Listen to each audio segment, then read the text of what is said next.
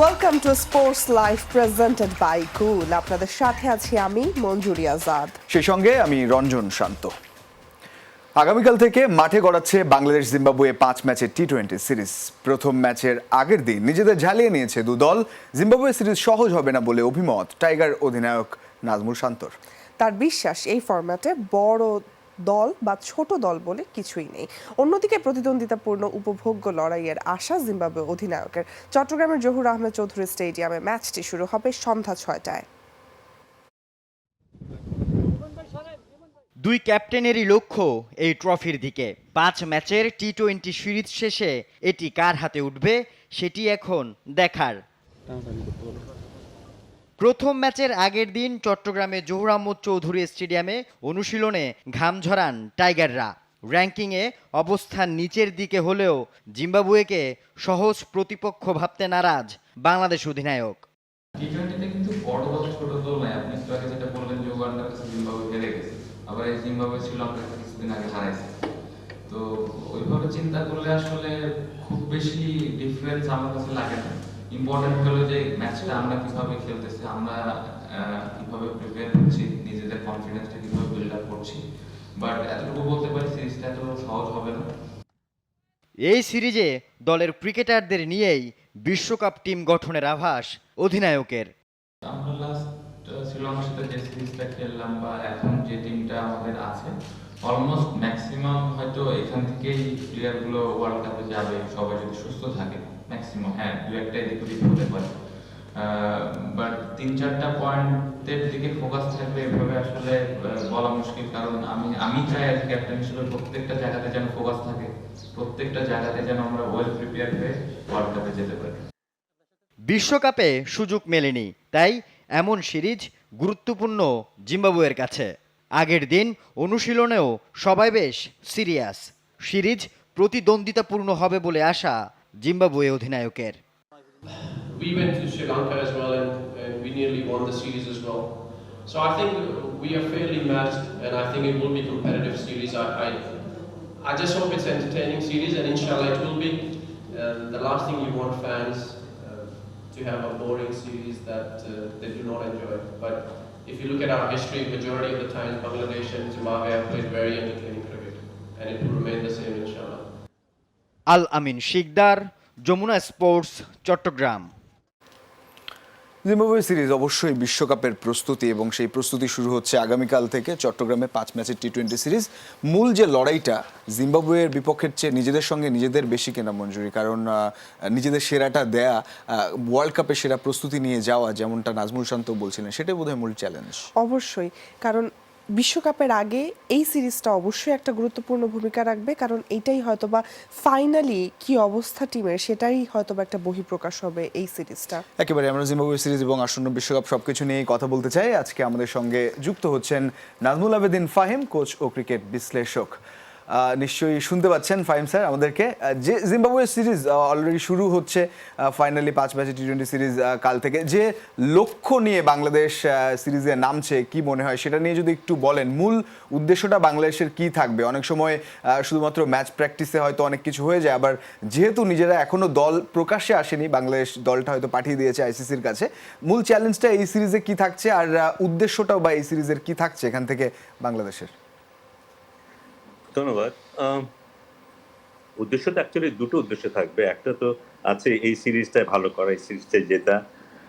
যেহেতু জিম্বাবুয়ে এই মুহূর্তে সে অর্থে একটা শক্তিশালী দল না, এবং বাংলাদেশ বিশ্বকাপে খেলতে যাচ্ছে, তো দুই দলের মধ্যে কিছু শক্তিমাত্রার পার্থক্য থাকবেই, এবং এখানে ইট ইজ এক্সপেক্টেড যে বাংলাদেশ দল ভালো করবে। সিরিজটা যদি 5-0 জিততে পারে, সেটা দলকে আত্মবিশ্বাসী করবে। এটা হচ্ছে একটা গোল, একটা সিরিজকে নিয়ে এই গোলটা।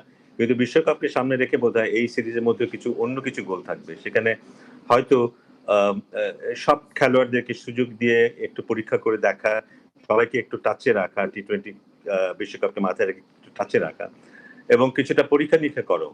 কারণ আমরা কিন্তু দল ঘোষণা সে অর্থে হয়নি, আইসিসি এর কাছে দল পাঠানো হয়েছে আমাদের বিশ্বকাপের দলটা, কিন্তু সেটা এখনো ঘোষিত হয়নি। এর অর্থ হচ্ছে যে দল নিয়ে বোধহয় এখনো সন্দেহ আছে নির্বাচকদের বা ক্রিকেট বোর্ডের।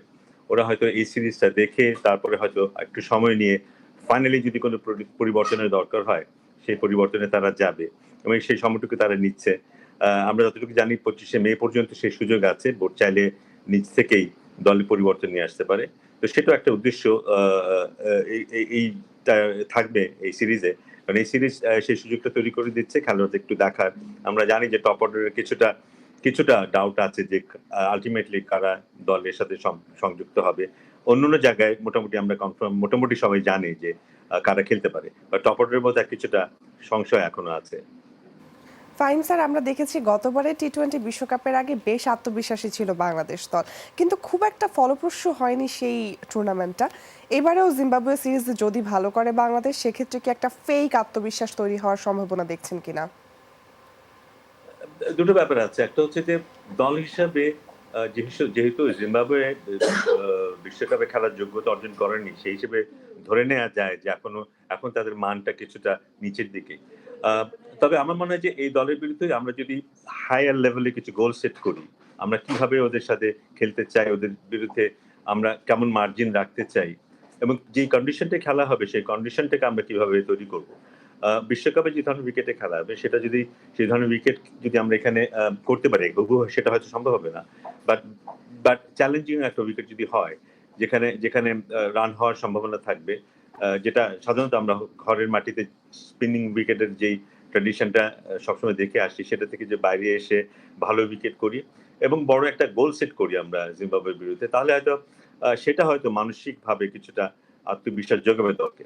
কারণ এটা খুব জরুরি যে আমরা যেন আমার দলের এখনকার অবস্থানটাকে ভালোভাবে মূল্যায়ন করি। কারণ আমরা যদি খানিকটা দুর্বল দলের বিরুদ্ধে ভালো খেলে সেটা নিয়ে অনেক বেশি আত্মবিশ্বাসী হয়ে উঠি, সেটা খুব যে কার্যকরী হয় না। এর আগের অনেক সময় আমরা এটা দেখেছি। কিন্তু আমার মনে হয় যে আমাদেরকে জিম্বাবুয়ের বিরুদ্ধে একটা বড় ভালো গোল সেট করতে হবে, এবং সেটা যদি আমরা অ্যাচিভ করতে পারি, তাহলে হয়তো আমাদের আত্মবিশ্বাসটা কাজে লাগবে।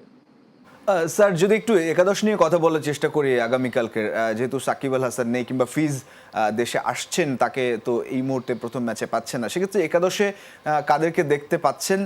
আফিফ এবং সাইফুদ্দিন, এই দুটো নামেও কিছুটা জটিলতা আছে যে তাদেরকে খেলানো হবে কিনা। বিশেষ করে সাইফুদ্দিন, তিনি তো বিবেচনায় আছেন একরকম। তো কি এক্সপেক্ট করছেন, তারা একাদশে জায়গা পাবেন কিনা, কিংবা ওভারঅল একাদশ কেমন হতে পারে সেই ব্যাপারে যদি বলেন। সাকিব এবং মুস্তাফিজ যখন দলের সাথে যুক্ত হবে, তখন বোধহয় আমরা মূল দলটাকে পাবো, এবং সেখানে এই মুহূর্তে আমি আফিফকে দেখতে পাচ্ছি না। বাট সাইফুদ্দিন বোধহয় আমাদের বিশ্বকাপ দলের সাথে থাকবে একজন অলরাউন্ডার হিসাবে। সাইফুদ্দিন অনেকদিন ধরে ইনজুরির কারণে খেলার বাইরে ছিল, এবং ও আসার পরে কিন্তু ওর পারফরমেন্সটা যথেষ্ট স্যাটিসফ্যাক্টরি বলতেই হবে। ব্যাটিং এ, বোলিং এ খুব ভালো করেছে, এবং আমরা একজন পেস বোলিং অলরাউন্ডারকে কিন্তু মিস করছিলাম। দেশের বাইরে যখন খেলা হবে, তখন বোধহয় পেস ওরিয়েন্টেড একটা বোলিং আমাদের প্রয়োজন হবে, এবং সেখানে ব্যাটিং ডেপথটাকেও এনশিওর করাটা খুব জরুরি হবে। সেই ক্ষেত্রে সাইফুদ্দিনের রোলটা খুব গুরুত্বপূর্ণ হবে মনে হয়। সাইফুদ্দিন এবং সাকিব, এই দুইজন দলের ব্যালেন্সটাকে অনেক সুদৃঢ় করবে আমার মনে হয়। কারণ এতদিন শুধু একজন অলরাউন্ডার আমাদের দলে ছিল, এখন সাইফুদ্দিনের ইনক্লুশনের কারণে হয়তো দুইজন অলরাউন্ডার পাবো, এবং আমাদের টেইল এন্ডটা আরো স্ট্রং হবে। আমার মনে হয় যে আমরা আশাই করতে পারি সাইফুদ্দিন কাল খেলবে। আফিফের ব্যাপারটা নিশ্চিত নই। স্যার, সৌম্য তো পুরোপুরি ফিট না, নিশ্চয়ই লাস্ট 2 ম্যাচ তার জন্য একটা পরীক্ষা হবে। আপনার কাছে কি মনে হয়, প্রত্যেকবারই অনেক বিশ্লেষকরা মনে করেন যে সৌম্য প্রত্যেকবার আসার প্রতিদান দিতে পারেননি, এবারে আপনার কাছে কি মনে হয়, সুযোগের সদ্ব্যবহার কি করতে পারবে সৌম্য? সৌম্য তো এবার বোধহয় এখন এই দলে নেই, আমি যতটুকু জানি, যে দলতে দেখেছি। বাট ও যদি ডেফিনেটলি খুবই প্রতিভাবান খেলোয়াড়, অলরেডি ও প্রুভ করেছে যে ভালো খেলতে পারে। বিশ্বকাপের পর্যায়ে খেলেও ও নিজেকে প্রমাণ করেছে। সো সেই অর্থকে প্রমাণ করার কিছু নেই ওর। বাট এটা সত্যি যে রিসেন্টলি ওর মধ্যে সেই আস্থাটা আমরা দেখতে পাইনি। ও যখনই সুযোগ পেয়েছে সেইভাবে সেই সুযোগের প্রতিদান দিয়েছে, তেমনটা হয়নি কিন্তু, এবং খেলার মধ্যেও সেই কনফিডেন্সটা খুঁজে পাওয়া যায়নি। এটা আমাদের জন্য একটা বড় ড্রব্যাক। কারণ সৌম্য সরকার যে মানের প্লেয়ার হিসেবে শুরু করেছিল ক্যারিয়ারটা, এবং ও যদি ওর ক্যারিয়ারের সেই মানটাকে ধরে রাখতে পারতো, বাই দিস টাইম হয়তো আমরা সত্যিকার অর্থে একজন আন্তর্জাতিক মানের খেলোয়াড়কে পেতাম ওর মধ্যে দিয়ে, এবং আমাদেরকে এই উদ্বোধনী ব্যাটসম্যান নিয়ে এতটা ভাবতে হতো না। সো আমার মনে হয় কিছুটা দ্বিধাদ্বন্দ্ব এখনো রয়ে গেছে। বাট আমিও অনেকের মতোই আশাবাদী যে ও যদি ওর কনফিউশনগুলি কাটিয়ে উঠতে পারে, ওর ফর্মটা ফিরে পায়, ও বাংলাদেশের জন্য একটা বড় সম্পদ হতে পারে। স্যার, ছোট্ট করে একটা প্রশ্ন যদি করি, মোস্তাফিজের আপনার লেখাটাও পড়ছিলাম, ফিজ যেভাবে তার আত্মবিশ্বাস ফিরে পেয়েছে আসলে আইপিএলে, সেটা কতটা কার্যকরী হতে যাচ্ছে অন্তত বা আসন্ন বিশ্বকাপে, এবং আপনি বলছিলেন তার যে ভ্যারিয়েশন বা স্টক ডেলিভারিজগুলো সেইগুলোতে আরো ব্রড হয়েছে। না, অবশ্যই আমার মনে হয় এটা একটা বিশাল একটা অভিজ্ঞতা ছিল ওর জন্য। সেটা আমার ধারণা যে খেলাধুলা, আমি যে কোনো সাবজেক্টের মধ্যে খেলাধুলা তো নলেজটা খুব দরকার। নলেজ থাকলে মানুষ ভালো ডিসিশন নিতে পারে। ওর ক্ষেত্রে সেটা হয়েছে। আমার মনে হয় এবারও অনেক কিছু শিখেছে যার মধ্য দিয়ে ওর সিদ্ধান্ত নেওয়ার প্রক্রিয়ার মধ্যে কিছু পরিবর্তন এসছে। ও এখন অন্যের কথায় কিছু করে না, বা আমার মনে হয় না আন্দাজের উপরেও কিছু করে। ও জেনে শুনেই যেটা করে সেটা করে। ও জানে যেটা করলে কি হবে, ওটা করলে কি হবে। এবং ওর বোলিং এর মধ্যে কিছুটা পরিবর্তন এসছে, কিন্তু ওর কৌশলগত কিছু পরিবর্তন এসছে, যেটা আমি আমার লেখা উল্লেখ করেছি। ওর স্টক ডেলিভারিটা এখন চেঞ্জ হয়ে গেছে। তো আমার মনে হয় এই সবকিছু মিলিয়ে এখন অনেক আস্থাশীল হবে, এবং ও আমাদের বিশ্বকাপে আমি খুব অবাক হব না আমাদের পেস বলারদের মধ্যে ও যদি লিডার হয়। আমি খুব অবাক হব না, এবং আমরা ধরেই নিতে পারি যে আমাদের ওর পাশাপাশি শরীফুল, তাসকিন, এরা সবাই মিলে আমাদের একটা সমৃদ্ধ পেস বোলিং অ্যাটাক থাকবে এই বিশ্বকাপে। স্যার, অসংখ্য ধন্যবাদ যুক্ত হওয়ার জন্য। হোপফুলি বাংলাদেশ ভালো একটা উইনিং নোটেই শুরু করুক এই সিরিজটা। ধন্যবাদ যুক্ত হওয়ার জন্য। নাজমুল আবেদিন ফাহিম যুক্ত ছিলেন আমাদের সঙ্গে। জিম্বাবুয়ের বিপক্ষে টি-20 সিরিজ পেসার মোহাম্মদ সাইফুদ্দিনের জন্য অগ্নি পরীক্ষার মতো। মাঠের পারফরম্যান্সে যেমন প্রমাণ করতে হবে নিজেকে, ঠিক তেমনই ফিটনেস ধরে রাখাও খুব জরুরি ফেনীর এই ক্রিকেটারের জন্য। সিরিজের প্রথম ম্যাচের আগে টাইগার দলপতি নাজমুল শান্ত বলছেন, জিম্বাবুয়ে সিরিজ বড় সুযোগ সাইফুদ্দিনের জন্য। 13 অক্টোবর 2022 জাতীয় দলের সবশেষ টি-20 ম্যাচ খেলেছিলেন মোহাম্মদ সাইফুদ্দিন, আর ওয়ানডে খেলেছেন 2021 সালে। লম্বা এই সময়ে জাতীয় দলের বাইরে এই পেস বোলিং অলরাউন্ডার থেকেছেন মূলত ইনজুরির কারণে। পিঠের কঠিন ইনজুরি বড্ড ভোগায় সাইফকে। সবশেষ বিপিএলে চোটে থাকার কারণে প্রথমে দল পাননি সাইফুদ্দিন, কিন্তু ফিট হয়ে মাঝপথে বরিশালে যোগ দিয়েই নিজের সেরা ভার্সন দেখান ফেনীর এই ক্রিকেটার। 9 ম্যাচে নিয়েছেন 13 উইকেট, সেই সাথে লোয়ার অর্ডারে ব্যাট হাতে খেলেছেন ক্যামিও ইনিংস। চলমান ঢাকা লিগেও ভালো করেছেন এই পেস বোলিং অলরাউন্ডার। তাই তো বাংলাদেশের ক্রিকেটে দুর্লভ পেস বোলিং অলরাউন্ডারকে দলে নিতে বেশি সময় নেয়নি নির্বাচকরা। জিম্বাবুয়ে সিরিজে সাইফ নিজের ফর্মটা ধরে রাখতে পারলে বিশ্বকাপ দলে তার জায়গা পাওয়াটা মোটামুটি নিশ্চিত। তবে ঘরোয়া আর আন্তর্জাতিক ক্রিকেটের মান আর চাপের মধ্যে যে পার্থক্য আছে সেটা অস্বীকার করার সুযোগ নেই। তাই তো জিম্বাবুয়ের বিপক্ষে সিরিজে একাদশের সুযোগ পেলে সাইফুদ্দিনের সেরাটা দেয়া খুব জরুরি। অবশ্যই সাইফুদ্দিনের জন্য একটা বড় অপরচুনিটি। ও যদি ম্যাচ খেলার সুযোগ পায় অবশ্যই টিমের জন্য ভালো হবে, এবং ও যদি ওর সেরাটা দিতে পারে অবশ্যই টিম হেল্পফুল। সাইফুদ্দিনের মূল শক্তি ডেথ ওভারে মাথা ঠান্ডা রেখে বোলিং করা, ঠিক যেমনটা বিপিএল এর ফাইনালে করেছিলেন তিনি। শেষ 6 বলে 2টি ওয়াইড দিলেও আন্দ্রে রাসেলের মতো বিধ্বংসী ব্যাটার ব্যাট হাতে 3 রানের বেশি নিতে পারেননি এই পেসারের বিপক্ষে। গতি কিছুটা কম হলেও ভালো লাইন ও লেন্থ বজায় রেখে বোলিং করতে পারেন সাইফুদ্দিন। তবে কেবল ভালো খেলাটাই মূল কথা নয়, ফিট থাকাটাই হয়তো সাইফুদ্দিনের সবচেয়ে বড় চ্যালেঞ্জ। তার ব্যাক ইনজুরি ফিরে আসতে পারে যে কোনো সময়, তাই তো ব্যাট আর বলের অনুশীলনের মতোই ফিটনেস নিয়ে সমান গুরুত্ব দিয়ে কাজ করতে হবে এই অলরাউন্ডারকে। ডিফিকাল্ট ওর থেকে কন্টিনিউ আপনি একই রকম পাবেন কিনা। ওর যে ইনজুরির যে ধারা, এটাতে যে কোনো সময় কিছু হতে পারে। তারপরে আশা করছি এখন যেহেতু ফিট হয়েছে, বিপিএলটা পুরো খেলেছে, প্রিমিয়ার ডিভিশন ক্রিকেটটা পুরো খেলেছে, ও যদি কামব্যাক করে এটা টিমের জন্য যথেষ্ট ভালো হবে। ফিট সাইফুদ্দিন ছিলেন ফরচুন বরিশালের বিপিএল শিরোপা জয়ের অন্যতম কারিগর। সেই ফিটনেস ধরে রাখতে পারলে বাংলাদেশ দলের বড় সম্পদ হবেন সাইফুদ্দিন, বিশ্বাস সংশ্লিষ্টদের। হাসিনুর রহমান, যমুনা স্পোর্টস, ঢাকা। গ্যারি কার্স্টেনের অধীনে বদলে যাবে পাকিস্তান ক্রিকেট। আসন্ন টি-20 বিশ্বকাপে নকআউট পর্বে খেলবে পাকিস্তান। 7 বলের 2 সংস্করণে কার্স্টেইনকে কোচ হিসাবে নিয়োগ দেওয়ার পর এমন মন্তব্য করেছেন আরেক প্রোটিয়া এবি ডিভিলিয়ার্স। কার্স্টেইনের অধীনে 2011 সালে ভারতের বিশ্বকাপ জয়কে উদাহরণ হিসেবে টেনেছেন এবিডি। প্রতিভার অভাব নেই পাকিস্তান ক্রিকেটে, তবে শৃঙ্খলার অভাবে প্রায়শই রদবদলের সূত্রে চলতে থাকে পিসিবি। শাহিন আফ্রিদিকে সরিয়ে সাদা বলের নেতৃত্বে আবারও বাবর আজম, দায়িত্ব ছাড়তে হয়েছে মোহাম্মদ হাফিজকেও। টি-20 বিশ্বকাপের মাসখানেক আগে এবার গ্যারি কার্স্টেনকে সাদা বলের 2 সংস্করণে কোচিংয়ের দায়িত্ব দিয়েছে পাকিস্তান ক্রিকেট বোর্ড। দক্ষিণ আফ্রিকার সাবেক এই ক্রিকেটারের ছোঁয়ায় বদলে যাবে পাকিস্তান, এমনটা মনে করেন আরেক প্রোটিয়া এবি ডিভিলিয়ার্স।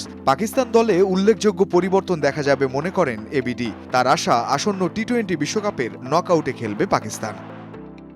আমি শুধু একটা কথাই বলতে চাই, আরও গোছালো পাকিস্তান দেখার জন্য প্রস্তুত হন কিছু খেলোয়াড়দের নিজেকে শীর্ষে তুলে ধরা দেখতে, যারা বিশ্বমঞ্চে নিজেদের জানান দেবে এবং খেলাটাকে পরবর্তী ধাপে নিয়ে যাবে। পাকিস্তান সাদা বলে খুবই প্রতিদ্বন্দ্বিতাপূর্ণ দল হয়ে উঠবে। আমি আশা করছি তারা টি-20 বিশ্বকাপের নকআউটের দরজা কড়া নাড়বে।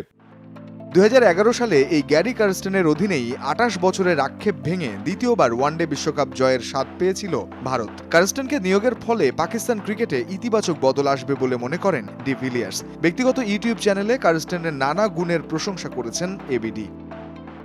আমি তোমার চেয়ে ভালো নই, শুধু তোমাকে সঙ্গ দিতে এসেছি, যেটা হোক চাপের সময়, ভালো সময় বা মন্দ সময়। দক্ষিণ আফ্রিকার কোচ হয়ে আসার পর কার্স্টেন ঠিক এটাই বলেছিলেন আমাকে, যেটা তিনি ভারতেও করেছেন। সেখানে 2011 বিশ্বকাপও জিতেছেন। সবাই দেখেছে ওই সময় ভারতীয় দল কেমন উন্নতি করেছিল। ছোট সংস্করণে পাকিস্তানের কোচ হিসেবে গ্যারি কার্স্টেনের প্রথম বড় চ্যালেঞ্জ হবে যুক্তরাষ্ট্র ও ওয়েস্ট ইন্ডিজে অনুষ্ঠিত হতে যাওয়া টি-20 বিশ্বকাপ। গত আসরে ফাইনাল খেলা বাবরের দল এবার গ্রুপ পর্বে ভারত, আয়ারল্যান্ড, কানাডা ও যুক্তরাষ্ট্রের সঙ্গে লড়বে। 9 জুন চিরপ্রতিদ্বন্দ্বী ভারতের বিপক্ষে ম্যাচে থাকবে বাড়তি চ্যালেঞ্জ। রঞ্জন শান্ত, যমুনা স্পোর্টস। জাতীয় দলে যোগ দিতে আইপিএল অভিযান শেষ করলেন মুস্তাফিজুর রহমান। ফেরার আগে চেন্নাই সুপার কিংসের হয়ে নিজের শেষ ম্যাচেও ছিলেন দারুণ ছন্দে। উইকেট শূন্য থাকলেও 4 ওভারে মেইডেন সহ দিয়েছেন মাত্র 22 রান। এমন ফর্মে থাকা ফিজকে হারিয়ে হতাশ চেন্নাই কোচ স্টিভেন ফ্লেমিং।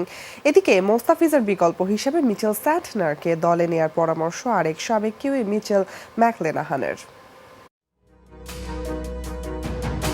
4 ওভারে 1 মেডেন সহ 22 রান দিয়ে উইকেট শূন্য। পাঞ্জাবের বিপক্ষে এমন বোলিংয়ের পরও চেন্নাইয়ের হয়ে আইপিএল অভিযান শেষ করতে হলো মুস্তাফিজুর রহমানকে। এবার ঘরের মাঠে জিম্বাবুয়ের বিপক্ষে খেলতে যোগ দেবেন দলের সঙ্গে। দারুণ নিয়ন্ত্রিত বোলিংয়ে হয়ে উঠেছিলেন চেন্নাইয়ের অন্যতম প্রধান অস্ত্র, কিন্তু মোস্তাফিজের বিদায়ে পেস অ্যাটাক নিয়ে রীতিমতো বিপাকে এখন মহেন্দ্র সিং ধোনির দল। ইনজুরির কারণে অনিশ্চিত দীপক চাহার ও মাতিসা পাতিরানা, ফ্লুতে আক্রান্ত আরেক পেসার তুষার দেশপান্ডে। এমন অবস্থায় মোস্তাফিজকে হারানোটা দারুণ হতাশার, বললেন চেন্নাই সুপার কিংসের প্রধান কোচ স্টিফেন ফ্লেমিং। দীপক চাহারকে দেখে ভালো মনে হয়নি, তার আরও রিপোর্টের অপেক্ষায় আছি। ফিজিও চিকিৎসকরা বিষয়টি দেখছেন। লঙ্কান ছেলেরাও খেলতে পারেনি। আশা করি ভিসার কাজ দ্রুত শেষ হবে তাদের এবং পরের ম্যাচে তাদের পাবো। রিচার্ড গ্লেসন ভালো করাটা ইতিবাচক ব্যাপার, তবে মুস্তাফিজকে হারানোটা হতাশার। আসলে অনেক কিছুই ঘটছে। এখন পর্যন্ত 10 ম্যাচ খেলে 10 পয়েন্ট নিয়ে টেবিলের 4 নম্বরে অবস্থান চেন্নাই সুপার কিংসের। লিগ পর্বে দলটিকে খেলতে হবে আরও 4 ম্যাচ। প্লে অফের দৌড়ে পা হড়কানোর কোনো সুযোগ নেই হলুদ জার্সিদের। রোববার পাঞ্জাবের বিপক্ষে ফিরতি ম্যাচে তাই মোস্তাফিজের বিকল্প কে হতে পারেন তার একটা ধারণা দিয়ে রাখলেন সাবেক Kiwi pacer McClenaghan. ESPN cricket for time out প্রোগ্রামে বললেন স্বদেশি মিচেল স্যান্টনারের নাম। মুস্তাফিজুর নেই, পাতিরানাও যদি 1 ম্যাচের বেশি বাইরে থাকে তাহলে আমি পাঞ্জাবের বিপক্ষে মিচেল স্যান্টনারকে খেলাতাম, কারণ পাওয়ার প্লেতে ব্যারস্টো ও প্রপসিমরামের বিপক্ষে বল করানো যাবে তাকে। আর রুশো আউট হয়ে গেলে মাঝের ওভারগুলোতেও সে ভালো অপশন হবে। চেন্নাইয়ের হয়ে অভিষেক মৌসুমে 9 ম্যাচে 14 উইকেট শিকার করেছেন মুস্তাফিজ।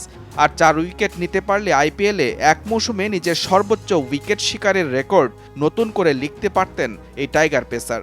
কিন্তু জাতীয় দলের ব্যস্ততায় ফিজকে ফিরতে হলো আক্ষেপ নিয়েই। মুজরাবিন তারেক, যমুনা স্পোর্টস। এই ছিল আজকে স্পোর্টস লাইভে। এতক্ষণ সাথে থাকার জন্য সবাইকে ধন্যবাদ। আল্লাহ হাফেজ।